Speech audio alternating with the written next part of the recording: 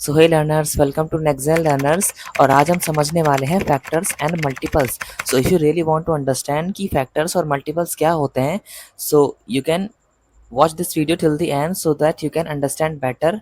So first of all, सबसे पहले हम डिस्कस करते हैं फैक्टर्स। फैक्टर्स को हम हिंदी में बोलते हैं गुणनखंड। सो बेसिकली गुणनखंड क्या होते हैं? सो गुणनखंड वो सारे नंबर जो किसी दूसरे नंबर को पूरी तरह से डिवाइड कर देते हैं। वो सारे नंबर जो एक नंबर को पूरी तरह से डिवाइड कर देते हैं, उस नंबर के फैक्टर्स बोलते हैं। जैसे कि हम एक एग्जांपल लेते हैं, यहाँ पे एक नंबर मैं लेता हूँ 12। सो अगर मैं इस 12 के फैक्टर फाइंड करूँ, सो 12 को कौन कौन से नंबर डिवाइड कर देंगे? 1, then 3, then 4 and then 6 and then 12। So all these numbers can divide 12 with zero remainder. अगर मैं इनमें से किसी भी नंबर से 12 को डिवाइड करूं, सो मेरे को जीरो रिमाइंडर मिलेगा। चलो एक एग्जांपल करके देखते हैं, 6।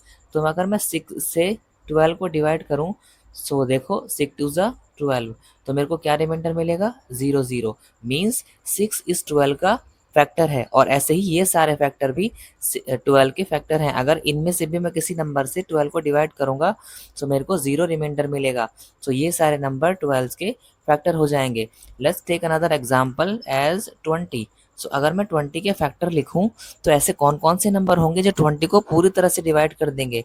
सो पूरी तरह से डिवाइड करने का मतलब रिमाइंडर जीरो आएगा। सो 1, then 2 and then 4, then 5 and then 10 and 20.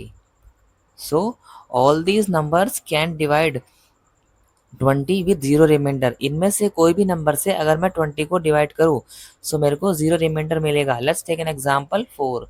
सो अगर मैं 4 से 20 को डिवाइड करूँगा, सो 4 5 ज़ा 20। सो ये 4 भी 20 का फैक्टर होगा।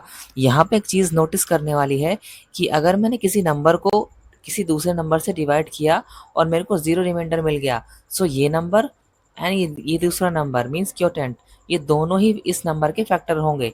जैसे कि फैक्टर हमेशा पेयर्स में आएंगे। सो अगर फैक्टर्स को मैं पेयर में समझूं, तो पेयर में कैसे आएंगे?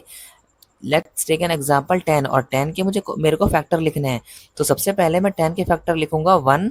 सो 1 के साथ दूसरा पेयर आएगा 10, क्योंकि 10 और 1, अगर मैं 1 से 10 को डिवाइड करूँ, सो 1 10 ज़ा 10।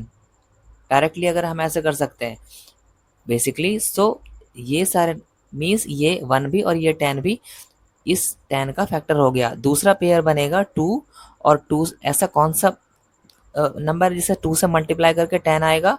5। सो 2 और 5, अगर मैं 2 से 10 को डिवाइड करूंगा, तो 2 5 ज़ा 10। सो ये दोनों नंबर 10 के फैक्टर होंगे। सो बेसिकली फैक्टर्स हमेशा पेयर्स में आते हैं। यहाँ पर आप 20 के एग्जाम्पल में देख सकते हैं, 4 5 ज़ा 20, 2 10 ज़ा 20 एंड 1 20 ज़ा 20। सो बेसिकली फैक्टर्स पेयर में आते हैं। 3 4 ज़ा 12 एंड यहाँ पर मैंने एक फैक्टर 2 रह गया, 2 6 ज़ा 12 एंड देन 1 12 ज़ा 12। सो फैक्टर्स हमेशा पेयर्स में मिलेंगे और फैक्टर हमेशा फाइनाइट और नंबर से छोटे नंबर के इक्वल होते हैं। Now let's quickly understand multiples, कि मल्टीपल्स क्या होते हैं।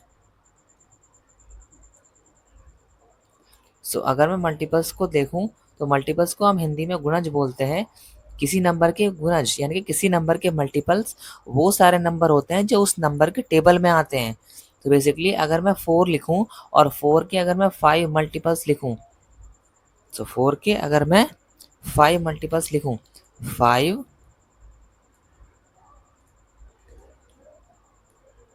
मल्टीपल्स ऑफ 4, सो 4 के टेबल में कौन कौन से नंबर आएंगे? 4, देन 8, देन 12, देन 16, देन 20। सो ये सारे नंबर 4 8 12 16 20, ये सारे नंबर 4 के मल्टीपल्स होंगे। 4 के और बेसिकली 4 के फर्स्ट 5 मल्टीपल्स होंगे। इससे आगे हम इनफाइनाइट तक मल्टीपल ढूंढ सकते हैं। सो बेसिकली मल्टीपल्स इनफाइनाइट होते हैं और मल्टीपल्स नंबर के इक्वल या नंबर से बड़े होते हैं। सो बेसिकली ये एक कॉन्सेप्ट है फैक्टर और मल्टीपल का। Now let's quickly solve a problem. चलो हम एक प्रॉब्लम सॉल्व करते हैं कि मेरे को let's take an example here. हम यहाँ पर एक एग्जांपल लेते हैं 25 और मेरे को क्या करना है 25 के फैक्टर्स लिखने हैं 25 के फैक्टर्स। सो 25 के फैक्टर्स क्या होंगे? सो ऐसे कौन कौन से नंबर होंगे जो 25 को पूरी तरह से डिवाइड कर देंगे? 1 देन 5 एंड देन 25। और अगर मैं पेयर वाइज की बात करूँ so 1 5 and then 5 and then 25 means 5 के साथ 5 का पेयर बनाकर 25 बनेगा और 1 के साथ 25 का पेयर बना के 25 मिलेगा। तो बेसिकली ये सारे नंबर 25 के फैक्टर होंगे। नाउ चलो फाइंड करते हैं 25 के 3 मल्टीपल्स। सो 25 के फर्स्ट 3 मल्टीपल्स क्या होंगे? सो 25 का अगर मैं टेबल 3 टाइम्स लिखूं सो मेरे को मिलेगा 25 देन 50 देन 75। सो ये तीनों 25 के फर्स्ट 3 मल्टीपल्स होंगे। फर्स्ट 3 मल्टीपल्स और मल्टीपल्स हमेशा इनफाइनाइट होते हैं और फैक्टर फाइनाइट होते हैं। सो ये सारे कॉन्सेप्ट हमें काम आएंगे जब हम डिस्कस करेंगे नेक्स्ट वीडियो में LCM and HCF. So if you really want to understand the use cases of factors so हमें ये इस वीडियो को देखना होगा और यहाँ पर हम सीखेंगे एलसीएम और एचसीएफ कैसे निकालेंगे, फैक्टर्स का वहाँ पर कैसे यूज होगा।